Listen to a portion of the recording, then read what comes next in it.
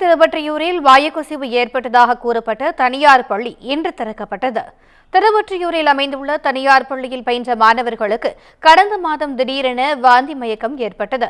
பள்ளி வளாகத்தில் ஏற்பட்ட வாயுக்கசிவே இதற்கு காரணம் என கூறப்பட்டதை அடுத்து பள்ளிக்கு விடுமுறை அறிவிக்கப்பட்டது.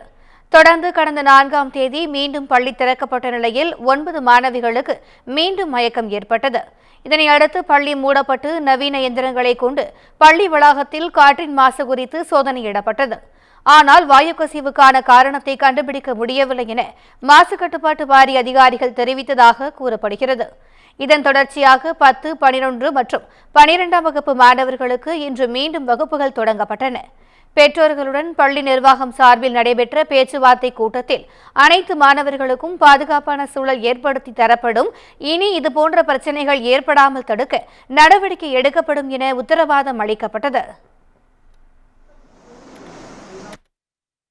பிரச்சனை இருந்தது, அதெல்லாம் கிளியர் பண்ணிட்டாங்க. எல்லாம் ஓப்பனாக கிளியர் பண்ணிட்டாங்க.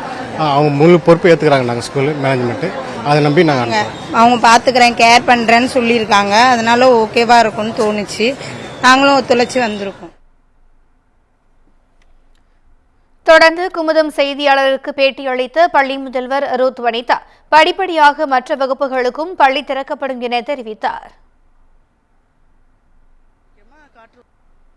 தொடர்ந்து ஸ்டெப் பை ஸ்டெப் ஒவ்வொரு கிளாஸாக உள்ள நாங்கள் அனுமதி மேல் இடத்துலேருந்து அனுமதி வாங்கி ஒவ்வொருவருக்கும் நாங்கள் இங்கே அனுமதி கொடுப்போம்.